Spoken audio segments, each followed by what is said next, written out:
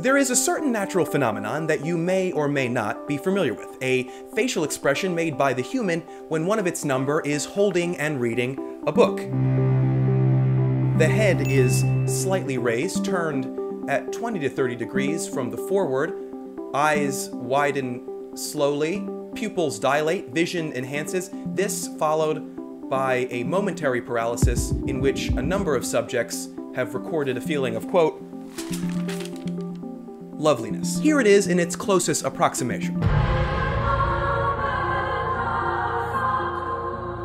And here are some of the commonly cited causes. What is that feeling when you're driving away from people and they recede on the plane till you see their specks dispersing?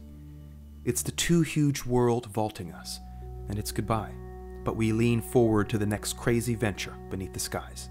For a moment a phrase tried to take shape in my mouth and my lips parted like a dumb man's, as though there was more struggling upon them than a wisp of startled air. But they made no sound, and what I had almost remembered was incommunicable forever. A solemn consideration when I enter a great city by night, that every one of those darkly clustered houses encloses its own secret, that every room in every one of them encloses its own secret, that every beating heart in the hundreds of thousands of breasts there is, in some of its imaginings, a secret to the heart nearest it.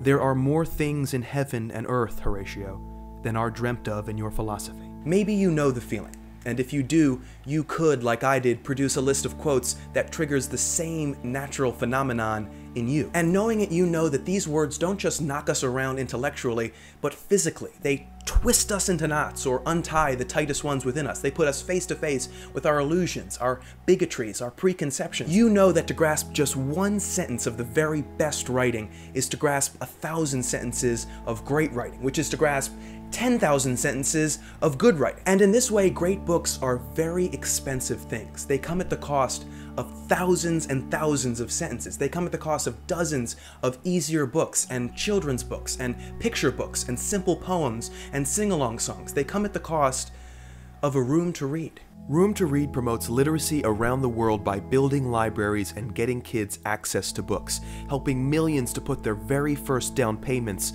on Dickens or Shakespeare. This is a phenomenon we should help everyone